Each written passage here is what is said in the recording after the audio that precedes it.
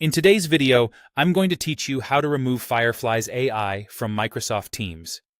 If you've noticed a bot called Fireflies.ai, note-taker joining your meetings to transcribe or record, but you don't want it in a particular call, I'll walk you through how to remove it quickly and make sure it doesn't continue recording.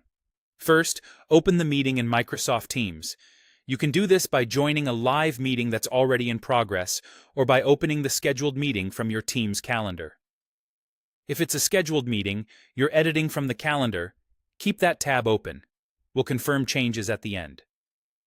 Once you're in the meeting window, open the Participants panel. On desktop, click the Show Participants icon on the meeting toolbar. It looks like two people. This opens a panel on the right where you'll see everyone who has joined, including any bots. In the participant list, look for Fireflies.ai note-taker. It may appear with a bot label, or simply as a participant named Fireflies AI note-taker. If the list is long, use the search field at the top of the panel to find it quickly. Next, remove it. Hover over Fireflies AI note-taker and click the three-dot menu next to its name, then choose Remove or Remove Participant. In some views, you may see a small X icon instead of the menu. Clicking that will also remove it.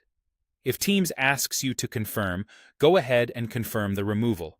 The bot will be disconnected from the meeting, and any ongoing transcription or recording by that bot will stop immediately. Now, save or update the meeting so the change sticks.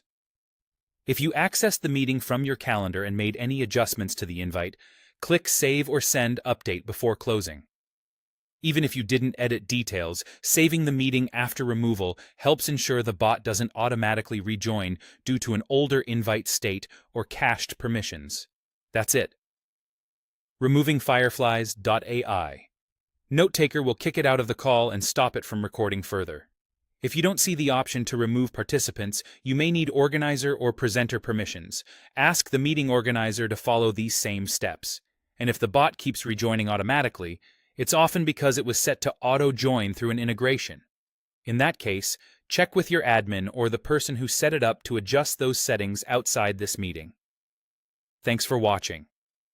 With these steps, you stay in control of who's in your meeting and what gets recorded in Microsoft Teams.